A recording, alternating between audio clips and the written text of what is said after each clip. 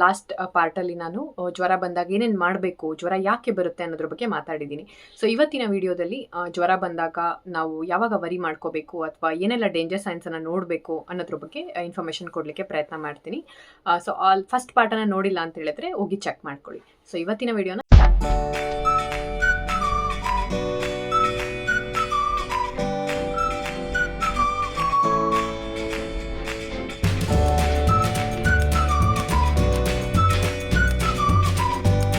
ಆಗಿ ನಾನು ಲಾಸ್ಟ್ ವಿಡಿಯೋದ ಸಮ್ಮರಿ ಕೊಡಬೇಕು ಅಂತ ಹೇಳಿದ್ರೆ, ಸೊ ಜ್ವರ ಬರೋದು ತುಂಬಾ ಕಾಮನ್ ಆದಂಥ ಸಿಂಪ್ಟಮ್ ಆಗಿದೆ. ಅದಕ್ಕೆ ವರಿ ಮಾಡುವಂಥ ಅವಶ್ಯಕತೆ ಇಲ್ಲ. ಅದು ನಮ್ಮ ಬಾಡಿಯ ನ್ಯಾಚುರಲ್ ರೆಸ್ಪಾನ್ಸ್ ಆಗಿದೆ. ಮಕ್ಕಳಿಗೆ ಜ್ವರ ಬಂದಾಗ ದಯವಿಟ್ಟು ಜ್ವರ ಫಸ್ಟ್ ಆಫ್ ಆಲ್ ಕನ್ಫರ್ಮ್ ಆಗಿ ಇದೆಯಾ ಇಲ್ವಾ ಅಂತ ಚೆಕ್ ಮಾಡ್ಕೋಬೇಕು. ಅದಕ್ಕೆ ಥರ್ಮೋಮೀಟರ್ನ ಯೂಸ್ ಮಾಡ್ಕೊಳ್ಳಿ. ಪ್ಲಸ್ ಅದಾದಮೇಲೆ ಹೈಡ್ರೇಷನ್ ತುಂಬ ಇಂಪಾರ್ಟೆಂಟ್ ಆಗುತ್ತೆ. ಮನೆಯಲ್ಲಿ ಪ್ಯಾರಾಸಿಟಮಲನ್ನು ಕೊಡಿ. ಮತ್ತು ಅದರ ಡೋಸ್ ಎಲ್ಲ ಅದ್ರ ಲಾಸ್ಟ್ ವಿಡಿಯೋದಲ್ಲಿ ನಾನು ಡಿಸ್ಕಸ್ ಮಾಡಿದ್ದೀನಿ. ಮತ್ತು ಜಾಸ್ತಿ ಓವರ್ ಯೂಸ್ ಆಫ್ ಆ್ಯಂಟಿಬಯೋಟಿಕ್ಸ್ ಎಲ್ಲ ದಯವಿಟ್ಟು ಮಾಡಿಬಿಡಿ. ಸೊ ಇವತ್ತಿನ ವಿಡಿಯೋದಲ್ಲಿ ಮೇನ್ಲಿ ಜ್ವರ ಬಂದಾಗ ಏನನ್ನೆಲ್ಲ ಮಾಡಬಾರ್ದು ಅನ್ನೋದ್ರ ಬಗ್ಗೆ ಹೇಳ್ತೀನಿ. ಸೊ ಫಸ್ಟ್ ಆಫ್ ಆಲ್ ಮಕ್ಕಳಿಗೆ ಜ್ವರ ಬಂದಾಗ ಸ್ವಲ್ಪ ಚೆನ್ನಾಗಿ ವೆಂಟಿಲೇಷನ್ ತುಂಬ ಇರಬೇಕು. ಜ್ವರ ಬಂದಾಗ ಮಕ್ಕಳಿಗೆ ತುಂಬ ಓವರ್ ಕ್ಲಾತಿಂಗನ್ನು ಮಾಡಬೇಡಿ. ಅದು ನ್ಯೂ ಬಾರ್ನ್ ಆದರೂ ಪರವಾಗಿಲ್ಲ ಅಥವಾ ದೊಡ್ಡ ಮಕ್ಕಳಾದರೂ ಪರವಾಗಿಲ್ಲ. ಜಾಸ್ತಿ ಲೇಯರ್ಸ್ ಆಫ್ ಬಟ್ಟೆಗಳನ್ನು ಹಾಕೋದ್ರಿಂದ ಮಕ್ಕಳಿಗೆ ಅದು ಒಂಥರ ಸಫೋಕೇಟ್ ಥರ ಆಗುತ್ತೆ. ಮತ್ತು ಟೆಂಪ್ರೇಚರ್ ಕೂಡ ಬೇಗ ಕಡಿಮೆ ಆಗೋದಿಲ್ಲ. ಸೊ ಆರಾಮಾಗಿ ಒಂದು ಚೆನ್ನಾಗಿ ಕ್ಲಾದಿಂಗ್ಸನ್ನು ಹಾಕಿ. ಎರಡನೇದು, ತುಂಬ ಜನ ಈ ಮಿಸ್ಟೇಕ್ಸ್ ಮಾಡ್ತೀರಾ. ಜ್ವರ ಬಂದಾಗ ಮಕ್ಕಳಿಗೆ ಸ್ನಾನ ಮಾಡಿಸೋದಿಲ್ಲ. ಸೊ ಜ್ವರ ಬಂದಾಗ ಯಾವಾಗ ಮಕ್ಕಳಿಗೆ ಸ್ನಾನ ಮಾಡಿಸ್ಬಾರ್ದು ಅಂದರೆ, ತುಂಬ ಜಾಸ್ತಿ ಇನ್ಫೆಕ್ಷನ್ ಇದೆ, ತುಂಬ ಮಕ್ಕಳು ಸಿಕ್ಕಿದ್ದಾರೆ, ಬೆಡ್ಡಿಂದ ಇಳಿತಾನೂ ಇಲ್ಲ, ಆ ಥರ ಇದ್ದಾಗ ನೀವು ಯೂಶಲಿ ಸ್ನಾನ ಮಾಡಿಸೋದನ್ನ ಅವಾಯ್ಡ್ ಮಾಡಬೇಕು.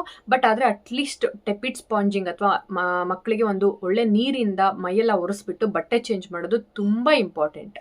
ತುಂಬ ಸೀರಿಯಸ್ ಆದ ಮಕ್ಕಳು ಯೂಶಲಿ ಮನೇಲಿ ಇಟ್ಕೊಂಡಿರಲ್ಲ, ನೀವು ಹಾಸ್ಪಿಟಲಲ್ಲೇ ಇರ್ತಾರೆ. ಮನೇಲಿದ್ದಾಗ ಅಟ್ಲೀಸ್ಟ್ ಚೆನ್ನಾಗಿ ಮಕ್ಕಳು ಓಕೆ ಇದ್ದಾರೆ ಅಂತ ಹೇಳಿದ್ರೆ ಸ್ನಾನ ಮಾಡಿಸಿ. ಯಾಕೆ ಇದನ್ನ ಹೈಲೈಟ್ ಮಾಡಿ ಪದೇ ಹೇಳ್ತಾ ಇದ್ದೀನಿ ಅಂತ ಹೇಳಿದ್ರೆ, ಫೀವರ್ ರಿಕವರಿ ಆಗಿರುತ್ತೆ, ನೆಕ್ಸ್ಟ್ ಡೇ ಬರ್ತಾರೆ ತುಂಬ ರ್ಯಾಶ್ ಆಗಿದೆ, ನುಚ್ಕೊಳ್ಳೋ ಥರ ಎದ್ದಿದೆ ಅಂತ. Most of the time fever ಇದ್ದಾಗ ನಾವು ಕರೆಕ್ಟಾಗಿ ಸ್ಕಿನ್ ಕೇರನ್ನು ಮಾಡಲಿಲ್ಲ ಅಂತ ಹೇಳಿದ್ರೆ ಈ ಥರ ಸ್ಕಿನ್ ರ್ಯಾಷಸ್ ಆಗೋದು ನೆಕ್ಸ್ಟ್ ಸ್ಟೆಪ್ ಸ್ಟಾರ್ಟ್ ಆಗುತ್ತೆ. ಸೊ ಹಾಗಾಗಿ ಈ ಮಿಸ್ಟೇಕನ್ನು ದಯವಿಟ್ಟು ಮಾಡಬೇಡಿ. ಮೂರನೇದು, ಚೆನ್ನಾಗಿ ಹೈಡ್ರೇಷನ್ ಕೊಡಿ ಮತ್ತು ಫೋರ್ಸ್ ಫೀಡ್ ಮಾಡೋಕ್ಕೆ ಹೋಗ್ಬೇಡಿ. ಲಾಸ್ಟ್ ವಿಡಿಯೋದಲ್ಲೂ ನಾನು ಹೇಳಿದ್ದೀನಿ ಇದನ್ನು. ಚೆನ್ನಾಗಿ hydration in the sense any form of ಫ್ಲೂಟ್ಸನ್ನು ನೀವು ಕೊಡೋದು ತುಂಬ ಇಂಪಾರ್ಟೆಂಟ್ ಇರುತ್ತೆ. ಆ್ಯಂಡ್ ಆ್ಯಂಟಿಬಯೋಟಿಕ್ಸನ್ನು ದಯವಿಟ್ಟು ಸ್ಟಾರ್ಟ್ ಮಾಡಬೇಡಿ. ಯಾಕೆ ಅಂತ ಹೇಳಿದ್ರೆ, ಲಾಸ್ಟ್ ಟೈಮ್ ತುಂಬ ಜನ ಏನು ಮಾಡ್ತೀರಾ ಅಂದರೆ, ಲಾಸ್ಟ್ ನಾವು ಡಾಕ್ಟರ್ ಹತ್ರ ತೋರಿಸ್ಕೊಂಡು ಬಂದಿದ್ವಿ, ಅವ್ರು ಈ ಆ್ಯಂಟಿಬಯೋಟಿಕ್ ಕೊಟ್ಟಿದ್ರು, ಆರಾಮಾಯಿತು ಅಂತ ನಾವು ಇವಾಗ ಸ್ಟಾರ್ಟ್ ಮಾಡಿದ್ವಿ ಅಂತ ಹೇಳ್ತೀರಾ.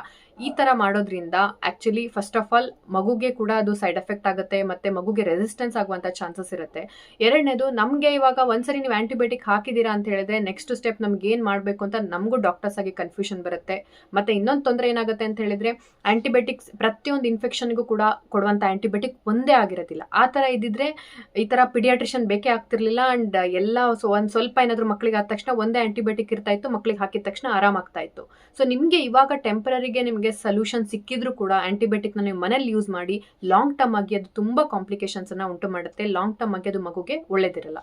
ಸೊ ಹಾಗಾಗಿ ದಯವಿಟ್ಟು ಮನೆಯಲ್ಲಿ ಆ್ಯಂಟಿಬಯೋಟಿಕ್ಸನ್ನು ಯೂಸ್ ಮಾಡಬೇಡಿ.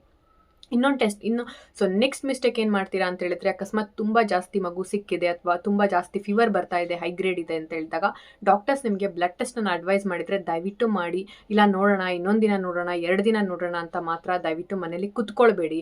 ಯಾಕೆ ಅಂತ ಹೇಳಿದ್ರೆ, ಇನ್ಫೆಕ್ಷನ್ ತುಂಬ ಜಾಸ್ತಿ ಆದರೆ ನೀವು ನಾರ್ಮಲ್ ಆಗಿದ್ದಾಗ ಮಗುಗೆ ಬಾಯಿಂದ ಕೊಡುವಂಥ ಮೆಡಿಸಿನ್ಸನ್ನು ಕೊಟ್ಟು ನಾವು ಮಗುನ ಟ್ರೀಟ್ ಮಾಡ್ಬೋದು. ಆದರೆ ಜಾಸ್ತಿ ಆಯಿತು ಅಂತ ಹೇಳಿದ್ರೆ ಸುಮ್ಮನೆ ಮಕ್ಕಳಿಗೆ ಅನ್ನೆಸರಿ ಅಡ್ಮಿಟ್ ಮಾಡಬೇಕಾಗತ್ತೆ ಮತ್ತು ಅನ್ನೆಸರಿ ಮಕ್ಕಳಿಗೆ ಇಂಜೆಕ್ಷನ್ಸ್ ಹೋಗುತ್ತೆ. ಸೊ ಹಾಗಾಗಿ ಫಸ್ಟ್ ಅಥವಾ ಸೆಕೆಂಡ್ ಥರ್ಡ್ ಡೇನೂ ಕೂಡ ಫೀವರ್ ಏನಾದರೂ ಕಂಟಿನ್ಯೂ ಆಗ್ತಾ ಇದೆ ಅಂತ ಹೇಳಿದ್ರೆ ಪಿಡಿಯಾಟ್ರಿಷಿಯನ್ ವಿಸಿಟ್ ಮಾಡಿ, ಅವರು ಮಗುನ ಚೆಕ್ ಮಾಡಿ ಬ್ಲಡ್ ಟೆಸ್ಟನ್ನು ಅಡ್ವೈಸ್ ಮಾಡ್ತಾ ಇದ್ದಾರೆ ಅಂದರೆ ದಯವಿಟ್ಟು ಮಾಡಿ. ಮತ್ತು ಫಸ್ಟ್ ಫೀವರ್ ಬಂದ ತಕ್ಷಣ ನೀವು ಯಾವಾಗ ವರಿ ಮಾಡ್ಕೋಬೇಕು, ಇಲ್ಲ ನೀವು ಇಮ್ಮಿಡಿಯೇಟಾಗಿ ಹಾಸ್ಪಿಟಲಿಗೆ ಯಾವಾಗ ಹೋಗಬೇಕು? ಫಸ್ಟ್ ಆಫ್ ಆಲ್ ಫೀವರ್ ಬಂದಾಗ ಮಕ್ಕಳಿಗೇನಾದರೂ ಲೆಸ್ ದೆನ್ 5 years ಯೂಶಲಿ ಮಕ್ಕಳಿಗೆ ಸ್ವಲ್ಪ ಫಿಟ್ಸ್ ಬರುವಂಥ ಚಾನ್ಸಸ್ ಇರುತ್ತೆ.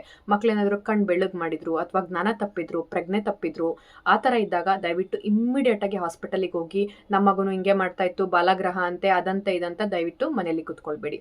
ಎರಡನೇದು, ಮಗು ಊಟ ಬಿಟ್ಬಿಟ್ಟಿದೆ, ಬೆಡ್ಡಿಂದ ಎದ್ದು ಓಡಾಡ್ತಾನೂ ಇಲ್ಲ. ನಿಮಗೆ ಗೊತ್ತು ಮಕ್ಕಳಂದ್ರೆ ಎಷ್ಟು ಆಕ್ಟಿವ್ ಆಗಿರ್ತಾರೆ ಅಂತ. ಸ್ವಲ್ಪ ಆಕ್ಟಿವ್ ಆದ ತಕ್ಷಣ ಸ್ವಲ್ಪ ಜ್ವರ ಸಿರಪ್ ಹಾಕಿದ ತಕ್ಷಣ ಕುಂದಾಡ್ತಾ ಇರ್ತಾರೆ. ಆ ಥರ ಇದ್ದಂಥ ಮಕ್ಕಳೇನಾದರೂ ಸುಮ್ಮನೆ ಡಲ್ ಆಗಿದ್ದಾರೆ ಅಂತ ಹೇಳಿದ್ರೆ ದಯವಿಟ್ಟು ಹಾಸ್ಪಿಟಲ್ಗೆ ವಿಸಿಟ್ ಮಾಡೋದು ತುಂಬ ಇಂಪಾರ್ಟೆಂಟ್ ಆಗುತ್ತೆ.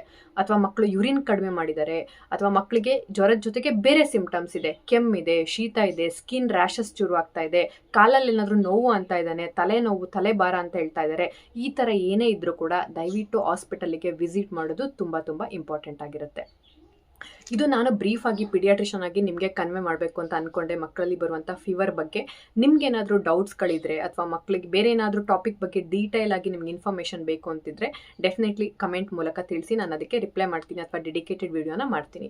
ನೀವೇನಾದರೂ ನನ್ನ ಜೊತೆ ಪರ್ಸ್ನಲ್ ಆಗಿ ಕನ್ಸಲ್ಟೇಷನ್ ತೊಗೊಳ್ಬೇಕು ಅಂದರೆ ಕೆಳಗೆ ಕೊಟ್ಟಿರುವಂತಹ ವಾಟ್ಸಪ್ ನಂಬರಿಗೆ ಹಾಯ್ ಅಂತ ಮೆಸೇಜ್ ಮಾಡಿ, ನಿಮಗೆ ಕನ್ಸಲ್ಟೇಷನ್ ಲಿಂಕ್ ಸಿಗುತ್ತೆ. So C in the next video. Thanks for watching. Happy parenting.